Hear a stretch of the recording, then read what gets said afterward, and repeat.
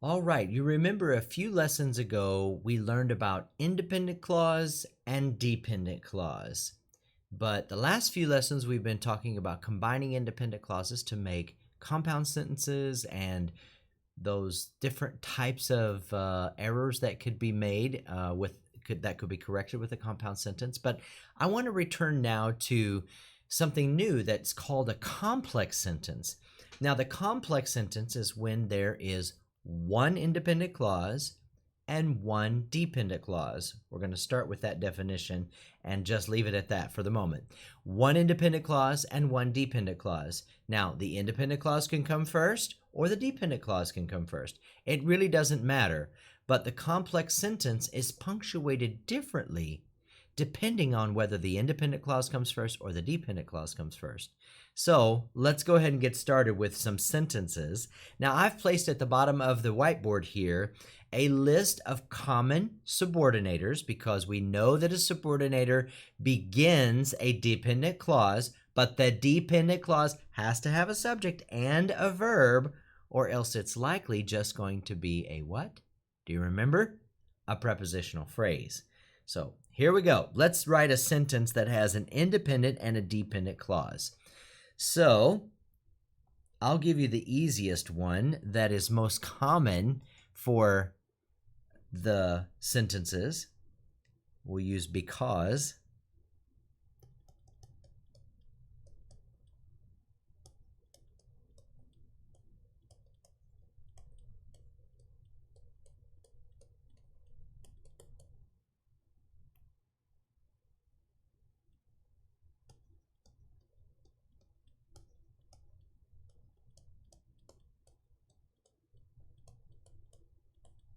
Okay, I like playing piano because it makes me feel peaceful. Let's go ahead and identify the independent and the dependent clause. Now, I'm just going to start right from the beginning. I like to play piano. This is the subject, and it has a subject and a verb. And then we have this because. Now, we don't know if it's a dependent clause or not because we haven't checked to see if it has an a subject and a verb. It makes me feel peaceful. Yes, it does. It has a subject and a verb. So this together is a dependent clause, and this is an independent clause. So I have an independent and a dependent clause. Now, where the two come together, if the independent clause is first, no punctuation mark is needed. All right? If it is independent clause followed by a dependent clause with a period, nothing goes in between. So no comma. Okay? No comma. Now, just as there are common sentence errors associated with the compound sentence, there are also errors that are associated with the complex sentence as well. So we're going to talk about those, and there are two that we're going to discuss today, the fragment and the run-on. Now, it's important for us to remember that a sentence error needs to be able to be identified by the writer. So you're going to want to develop that skill of finding your own errors. And so we have exciting examples for you to fix those errors in these activities. But let's take a look at the board so we can get a better idea of what they look like often. So we have the first sentence on the board. It says, Jamal auditioned for a role in the community play, even though he was nervous. So we see that there is definitely in this particular sentence, there is a subordinator. So we want that subordinator to bring for us to bring attention to it because it will help us identify when we have an error. So if a sentence begins with a subordinator and it is followed by a subject and a predicate, and a subject and a verb, we know that it is a dependent clause, and this one does. Well, there needs to be more after it, right? Because if it's a dependent clause first, we have to have an independent clause. So let's go back up here to the beginning and look at this. Jamal auditioned for the role in the play. That's an independent clause. And then this is a dependent clause. So we have an independent clause followed by a dependent clause. Do you remember what that is? That's a complex sentence. And how do we punctuate it? We do not put a punctuation mark between them, and that should just be a lowercase, because it simply should just be Jamal auditioned for a role in the community play even though he was nervous. And we've been really getting a lot of experience following a process that we use when we are writing. Brainstorming, organizing our thoughts through a plan, drafting, revising, and completing a final draft. This is the process that we want to follow every single time we write. Why? Because it takes less time. If we do it this way, it takes less time because we can separate out the different activities that are associated with a quality composition, and we can do them on separate days and at separate times. So it makes it a lot easier and it's quicker in the long run. Plus, it yields the best quality composition, which is what we're out for, right? But today we're going to switch to a new kind of paragraph called a compare paragraph. Now, these next two lessons or next two compositions that'll be back to back is a compare paragraph and then a contrast paragraph. Now, we're going to do some planning for both of them in this first lesson because it'll make it a lot easier for us in the long run, because we're going to use something called a Venn diagram to get our ideas onto paper through the brainstorming activity. So let's jump right on over here to our page and let's take a look at our prompt. Now we're going to mark up our prompt. Remember, that's important to mark it up. How are jobs of policemen and firefighters similar? Write a paragraph to explain your answer. So we know that we're going to be coming up with a paragraph plan that has details and examples after a while, which will be in the next lesson. But those details are going to be the similarities. And then, of course, the examples or the explanations in that plan will be explaining it or giving an example. So I'm going to circle policemen and firefighters because that's who the two different people that I have to compare. And so let's go ahead and fill in our audience. So there's no particular audience, so it's general audience, and the purpose is to compare and explain. Now, the very next step is when we revise, and revision is focused on two things: word choice and sentence structure. We want to be sure that the composition flows well in the way that we structure our sentences, and we want to be sure that the word choice we use is clear, it's descriptive, and we explain, because that was in our writing prompt, is that we have to explain. And I also want to make sure, be sure, double check that I've used those words that are listed in the textbook that help show comparison.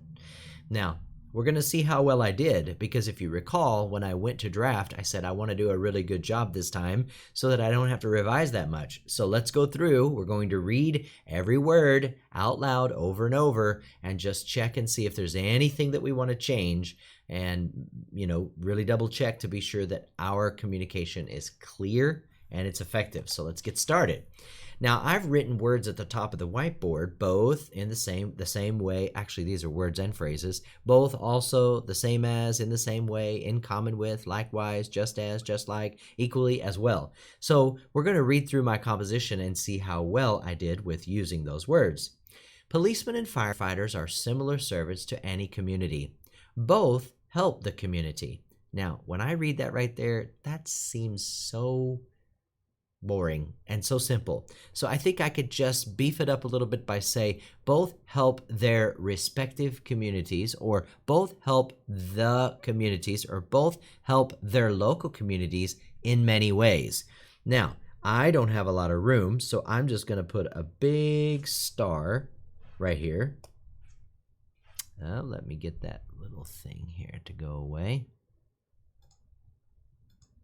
Let's choose the blue pen. Both help their communities. how about I say serve? Since I said they were servants, both serve their communities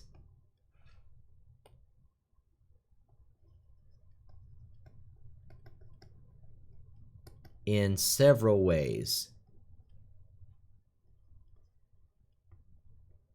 Okay, now that's so that I remember that goes with that because that's what I want to do to fix. Both serve their communities in several ways. Policemen help reduce crime and enforce local laws. Now, I could combine this sentence by using the word while, comma, similarly, comma, firefighters serve communities by responding to fires and helping rescue victims. Yes, I don't need to have that as two sentences. I could put the word while there. Also, policemen and firefighters have difficult, how about I say in the same way? Also, in the same way. I could do that. Welcome back for another lesson, and today we're going to look at a persuasive business letter. So, you probably remember whenever we were working on paragraphs, we talked about descriptive, persuasive, expository. Those are all the kinds of writing that we can do. Persuasive is when you try to persuade the reader to take an action or to agree with your point of view. So we'll see how the prompt goes in the next lesson to determine which one we will do. But a business letter is a little bit different than a personal letter. A personal letter is formatted differently, it looks different on the page, and it also is written with a different type of language because it's personal. A business letter is, first of all, it is typed, and it is formatted very differently than a personal letter, and it is written with totally different language because you don't want to be personal in a business letter because you're addressing a business. So we're going to go to the whiteboard here and remember the questions that we ask ourselves when we're going to write, who is my audience and what is my purpose? Well, the purpose is to persuade somebody of something, and your audience, since it's a business, it could be it could be a business letter could be written to a business, it could be written to government, an organization, an employer, a customer, a client, or any other professional people. So we have to keep that in mind, and that's why the language would be different. We can't just say, hey y'all, how you doing? We can't really do that in a business letter. So if you're looking with me at lesson 48, you'll notice that all of the things that I just discussed are listed out there. So you'll want to be sure that you take a look at that and read it as soon as this lesson is over. But let's take a look at the sample business letter. Notice that there is a heading, and the heading is what we see at the top of the, the heading is what we see at the top of the business letter, and that is the address for the person writing the letter. So that would be yours. Then we have a space and we have the date, which is the day you're writing the letter. Then we have a space and we have the inside address. All right, now we are ready to organize all of our thoughts. We brainstormed in the last lesson and we're ready to create this in an organizer. So what I did was I just brought up your lesson as it appears in your textbook. I took the information from the brainstorm activity and keyed it into this particular lesson. So notice that the audience is Essentials in Writing. Matthew Stevens is the one that I'm writing to. And then the purpose is to persuade. Now this section here for the opening paragraph, what we're doing is we're just making a quick planner. It's not everything that we need, but it's a good start. And the opening paragraph, we need the persuasive topic, which is the thesis. Now, I wrote, please donate funds to the music program. So that is sort of like a command that I'm persuading them to do something. And that's what you want to have in your thesis statement, is that persuasive topic is to be firm and sure about what you want them to do. What action do you want them to take? And that's what goes here. And then I just put all of my ideas, because I couldn't narrow them down to 4, and I'm going to have to narrow them down even more. To help a good cause, promote music, help students impact a life, give EIW a good name, and then give back to the community. And what I want to do right now is I want to just create 2, because, and I'll show you what I'm talking about, if you look at the next page, I'm going to have 2 body paragraphs organized in this lesson. So I'm going to have to figure out a way to take all these reasons and get them into 2 paragraphs. So what could I say, generally speaking, that could be listed as 2 separate paragraphs? In other words, what are my 2 main reasons why they should donate funds to the music program? Well, help a good cause, promote music, help students impact life. So how about I do this one? So impact a life, and then give EIW a good name, because those are 2 good reasons. I can throw all of these other ones into those 2 separate categories. That'll help me narrow that down. Impact a life and give EIW a good name. And then for my final remarks on the closing paragraph, just thank you for your generosity. And that's a good way, just a good way to start that. Now, on the next page, you will see that I have to now prep for this particular paragraph. In order for it to be correct, I have to prep it so that it's ready to go. So, impact a life was what I decided. And then give EIW a good name.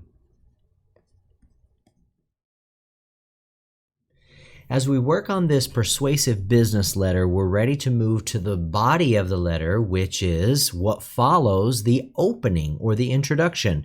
So we planned the introduction yesterday, we drafted it, and it included our thesis statement, which was please donate money. Then, if you recall, 2 lessons ago, we organized the basic argument, I guess you could say, for body paragraph number 1 and body paragraph number 2. We did that in the beginning because we wanted to basically provide a framework for how are we going to convince this person. So I'm going to go back to that lesson and I'm going to look at it and review what I had written. So I had said the reason you should donate money is it's going to impact a life and it'll give EIW a good name. And then I gave all these different details and explanations of that. So what we're going to do is we are going to take a look at that. So let's go look at that together. We'll do F11. All right. So this is what I had written down. The reason, which is a detail, is to impact a life. That's going to be my opening sentence for this particular body paragraph, because this detail supports my thesis statement. So in other words, I can look at it like this.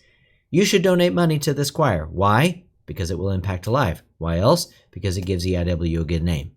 Okay? So I'm ready to take this information and simply just put it into a draft. Not too difficult, right? Not at all. So here we go.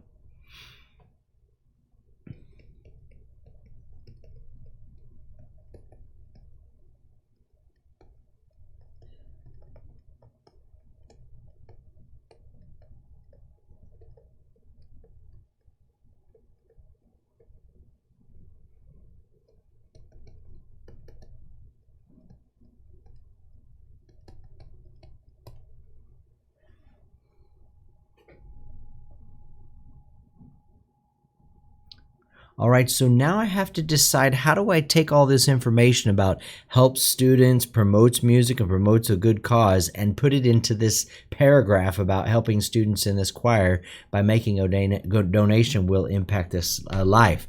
Maybe I should tell a little bit about the students to build, a little bit of more information for the reader.